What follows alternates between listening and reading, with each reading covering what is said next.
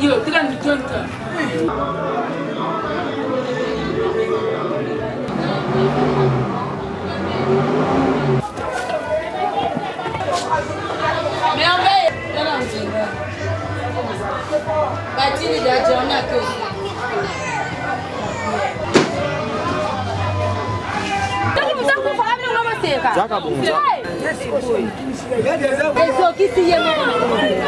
Mbote ndeko. Mbote ba Molière. Balandi ya Molière télévision, bazolando sikoyo na ba poste téléviseur, balimba yeba atozat. Atozat kaluka na quartier 3 na komina ngaliba. Bon, tomoni bino bobengi Molière TV, la chaîne non alignée. Ezali kamni. Ezali kamba ba tata mwasi na biso entre papa. Papa na ndeko na mwasi. Donc papa zakte mama zakte zali ka biso bana défi. Tovandi yana nga utiko sokola ngai nazonika basani. Onika na nika basani tabe yana biso ya kabeya ye. Akote mwana tata mwasi mfa coach na lipango. Tama coach na lipango ba moko direct na ndako.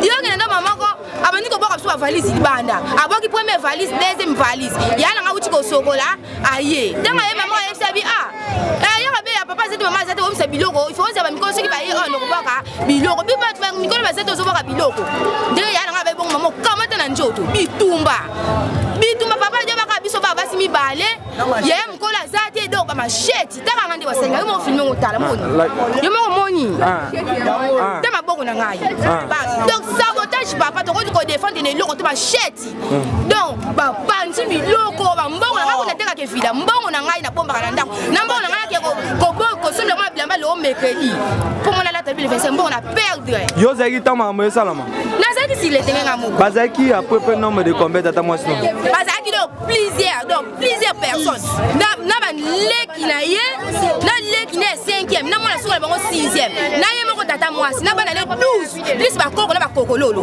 ba quitter le biso pour ko défendre les soki to landi bien c'est que bozanga na ba conflit entre papa na bino na tata mwasi na bino oui bazanga na ba conflit ne conseiller biso te biso to za bana biso ko kota makambo bango te siko lelo atine bino ba kuluna ne ba sandrume bino ba kuluna ka ya bana na ye wana donc mwana ni dinga ya papa sabotage aye pas violer ndeko na mwasi comme si ndeko na mwasi to kangi ku chambre tindi ki po tu mo kende ko filmer kuno bon oya lali wana asani basaleni beti fana ba beteke njeta libuka na mutima na epa mwana ni mani o atisa mshetu wana yele mtala lisieka obo bongo o musu tozomona vimbi boye wana basaleni beti fana atanga ya défendre pour la biso ne bezaki akabe emania kama tintiete na libu mutu yebe azuku du vertige ko ba te do to tika biso mena yanga mwasi donc on de ko défendre les lots morote Côté papa. yo posa parmi ba victime Oui, papa. yo basaleni Papa na ngai nini baye ba kotelinga na ndako na utiko sokola ba zusu vêtement ba katinga kaleso na tikelini